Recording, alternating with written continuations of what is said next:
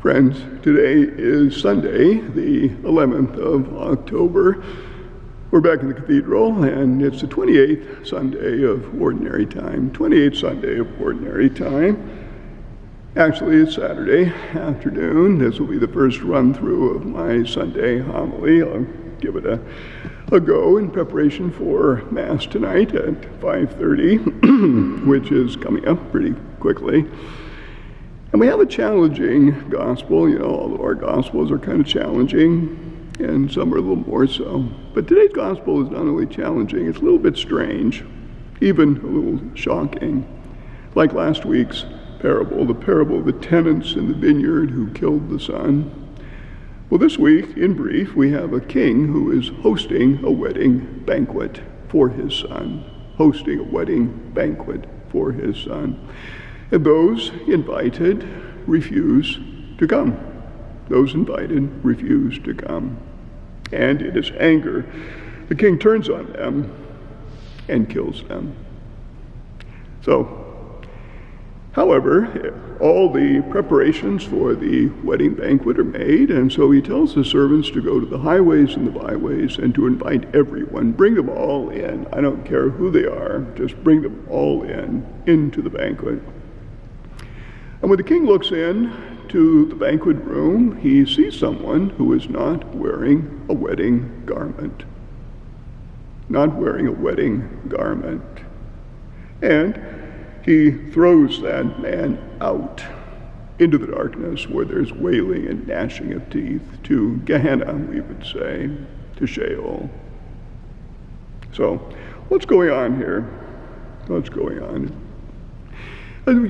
You might have guessed, it's not your ordinary wedding banquet. There's something more here. There's a layer below this wedding banquet, a spiritual meaning. And we have to interpret it.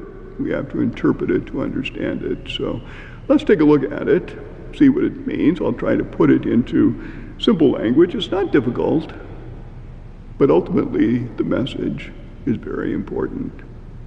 So, first of all, the king is God. The king is God.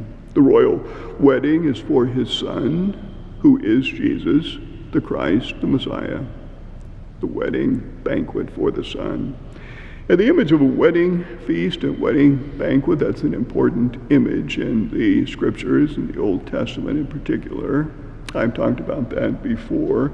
And it symbolizes the messianic banquet, the banquet in which when the Messiah comes, we will come together and rejoice at this banquet, a banquet for the Messiah and all of those who are with the Messiah. And the first reading describes that beautifully. First reading from the prophet Isaiah. It says, "The Lord of hosts will provide a feast of rich food and choice wines." When the Messiah comes, we will all join that banquet of rich food and choice wines. When the bridegroom comes, we will feast and never grow hungry. It says this Messiah will destroy death forever.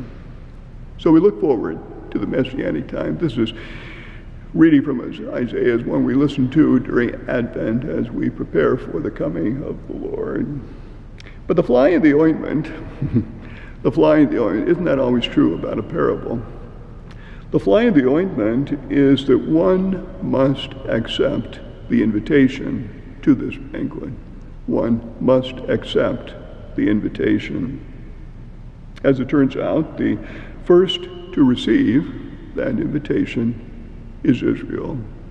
And they refuse. They refuse the invitation. They beat the prophets and killed them. Similar to the parable that we heard last week.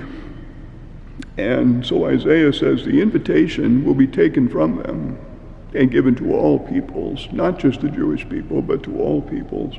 So the Lord of hosts will provide for all the peoples a feast of rich food and choice wines. Jerusalem, the beacon, the light to the nation, attracting all the nations to it. Not just Jews, but the Gentiles as well. All invited to the royal banquet. However, When the king, as I mentioned before, when the king looks into the banquet, after all these people from the highways and the byways are brought in, looks into the banquet, and he sees that someone, a man, maybe a woman, not wearing a wedding garment. And the king throws that person out, casts him out into the darkness outside where there's wailing and gnashing of teeth. Not a good image. So what is that? What is that about, that casting out and a wedding garment? What is that all about? What is so special about a wedding garment? What was it that this person lacked, that he couldn't be in the wedding banquet? What was it that he lacked? If we take a look at the Gospel of Matthew to try to figure that out, the meaning of the wedding garment, and the Old Testament as well, we come up with one word: righteousness. The man lacked righteousness. In other words, faith is more than words. Faith must show itself in righteous deeds. Faith must show itself in righteous deeds. This man did not possess those righteous deeds. Remember the line in the scriptures when Jesus says, "Not everyone who says, 'Lord, Lord,' will enter the kingdom." Well, this is that person who might have the right words, but has no deeds, the wedding garment. And thus the final line of the gospel: many are invited, but few are chosen. The chosen are those who possess both faith and actions, faith and righteousness. Not Luther's great cry at the Reformation, sola fide, faith alone. No, that's not scriptural. That's not biblical. Not sola fide, but faith and works. Remember the parable of the sheep and the goats? The sheep and the goats, also in the Gospel of Matthew, the sheep and the goats are cast out into the darkness like this man at the wedding, cast out into darkness, wailing, gnashing of teeth. And why? Because they did not feed the hungry, give drink to the thirsty, clothe the naked, visit the imprisoned, and so on. They might have had the words, but they had no actions, faith and works for the wedding banquet. And so a quick summary to bring us back and to tie up all these loose ends and the message. What message can we take with us today?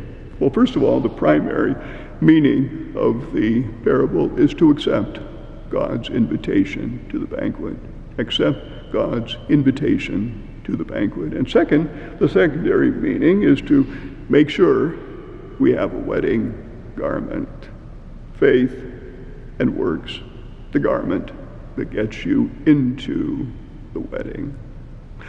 Hold that thought, and we'll see you tomorrow, Monday.